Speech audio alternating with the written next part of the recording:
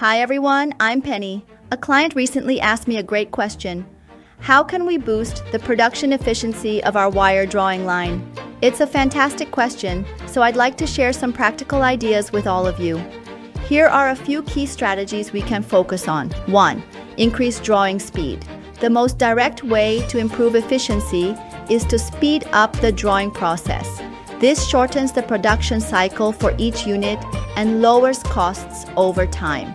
My suggestion: think about upgrading your equipment, like installing a more powerful motor or a modern control system. This will help maintain stability and product quality even at higher speeds. 2. Reduce production costs. A clean production environment is more important than you might think. Keeping the area tidy prevents impurities from damaging the equipment, which in turn reduces energy consumption and material waste. My suggestion?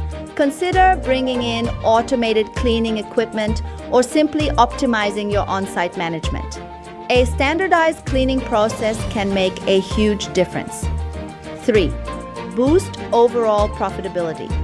Working closely with your clients and analyzing your own production data can reveal some surprising insights. The goal is to lower the wire breakage rate, improve quality inspection, and reduce the waste of copper powder and raw materials. My suggestion: implementing an online monitoring system, perhaps with AI vision inspection, can be a game changer.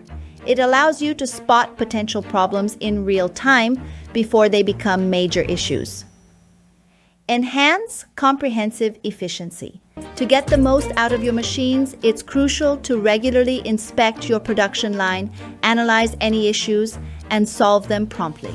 My suggestion: adopting a lean production mindset can be incredibly effective. Using methods like the PDCA cycle, Plan, Do, Check, Act, helps you systematically tackle problems and continuously improve. Success stories.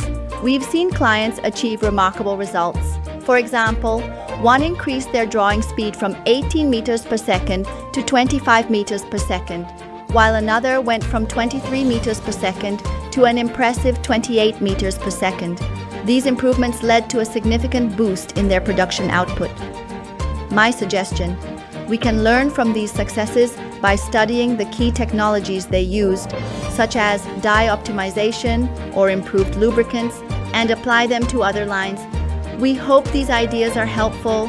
If you'd like to dive deeper into any of these points, whether it's specific equipment upgrade recommendations or a detailed cost analysis, just let us know. We're here to help you create a more detailed plan tailored to your needs.